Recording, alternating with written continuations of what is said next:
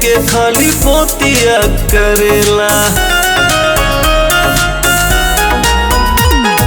24 घंटा तू मूड में रहेला, एने ओने के खाली पोतिया करेला। सुना खाली पेट नहीं भरेला बात से, सुना खाली पेट नहीं भरेला बात से। एगो पिंक वाली सड़िया बना ले ले आइहा गुजरात से।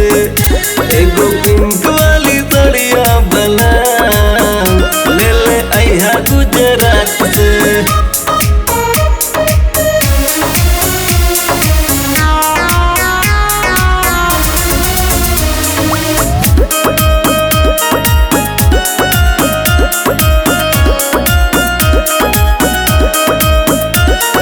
सड़िया होखे 4.5 मीटर, होखे ब्लाउज पीस 80 सेंटीमीटर।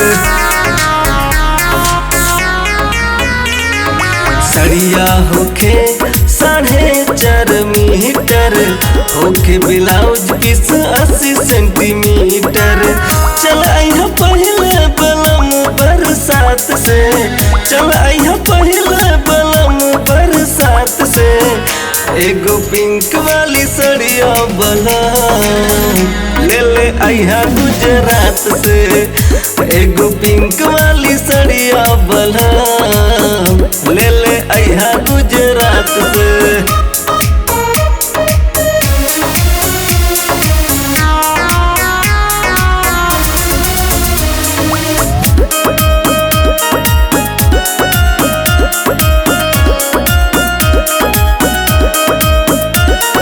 सोनवे कलर के कढ़ाई रहे लागल, रमेश पटेल तोहर नाम रहे छापल। सोनवे कलर के कढ़ाई रहे लागल, रमेश पटेल तोहर नाम रहे छापल। मना मत करिहा बीरंदर के बात से, मना मत करिहा बीरंदर के बात से। एगो पिंक वाली सड़िया बना ले ले आइहा गुजरात से। एगो पिंक वाली सड़िया बना ले ले आइहा गुजरात से।